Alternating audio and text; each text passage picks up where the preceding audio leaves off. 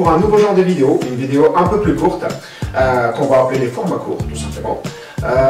Dans cette vidéo, qui va être un peu différente de notre présentation, on va parler tout simplement de tous les sujets de la vape et toutes les questions qu'un vapoteur néophyte, un vapoteur débutant ou même aguerri pourrait se poser. Au programme aujourd'hui, 3 questions, 3 réponses autour d'un sujet général de la vape. Donc sans plus tarder, on va directement commencer par la question 1 qui va être comment choisir son modèle de cigarette électronique. Alors, afin de bien choisir son modèle de cigarette électronique, il y a 3 points importants à privilégier. Le premier point, c'est l'autonomie. La batterie de votre cigarette électronique doit durer toute une journée au complet, ou plus. Parce que si vous commencez à la recharger plusieurs fois par jour, ça ne va pas le faire, vous allez abandonner assez rapidement. Donc privilégiez une batterie de bonne taille, mais qui vous tiendra au minimum une journée. Le deuxième point, qui va être également important, ça va être la reproduction de la vapeur. Alors comme vous avez pu le voir, j'imagine, vous avez certaines cigarettes électroniques qui font une masse de vapeur, d'autres qui sont beaucoup plus discrètes. Donc à vous de voir si vous préférez inhaler énormément de vapeur et être vite rassasié, ou si vous préférez faire plein de petites bouffées. Le troisième point qui va être également important, ça va être le réglage de puissance. Il y a dans le monde de la vape des cigarettes électroniques qui ne se règlent pas et d'autres où on peut régler l'intensité de la vapeur elle-même. Donc avoir quelque chose de par exemple plus léger le matin et plus puissant le soir.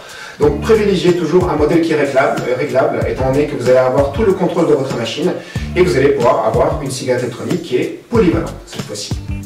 Voilà donc pour la première question. La deuxième question va porter sur la nicotine et plus précisément comment choisir le taux de nicotine de son e-liquide.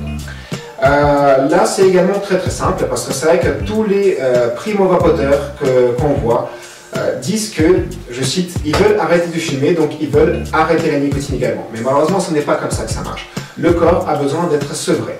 Donc pour débuter, privilégiez un taux de nicotine assez haut, pour pouvoir descendre progressivement par palier pour arriver à 0, qui est donc le but de tout le monde.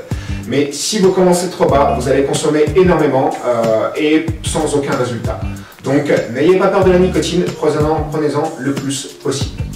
Et maintenant la troisième et la dernière question. Alors cette question-là est extrêmement fréquente dans le milieu de la vape, je dirais que c'est parmi les questions les plus demandées. Elle va porter sur les résistances. Alors tout d'abord, c'est quoi une résistance? C'est le petit consommable que vous avez dans votre cigarette électronique qu'il va falloir changer assez régulièrement, au risque de s'exposer à des mauvais gouttes brûlées, des remontées de liquide et des fuites de liquide de votre réservoir.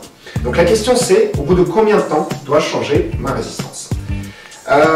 C'est assez compliqué comme question car il n'y a pas de durée de vie estimée pour une résistance. Il y a surtout plusieurs critères à prendre en compte, dont la fréquence d'utilisation, le wattage utilisé, mais également le taux de glycérine de votre liquide. Car il faut le savoir, plus vous allez mettre de puissance dans votre machine, plus vous allez vaper dessus, et plus votre liquide sera gras, moins la résistance va tenir en matière de durée de vie.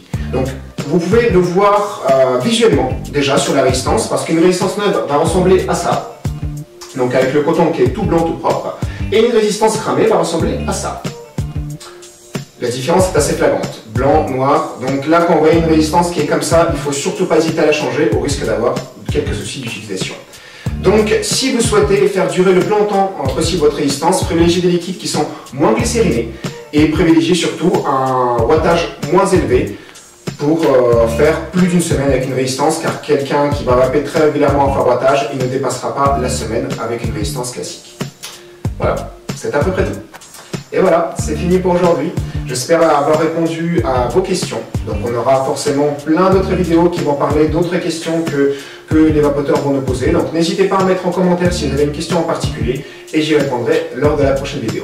Merci beaucoup à tous de nous avoir suivis. Passez une toute bonne journée et de bonnes vapes à toutes et à tous. À bientôt!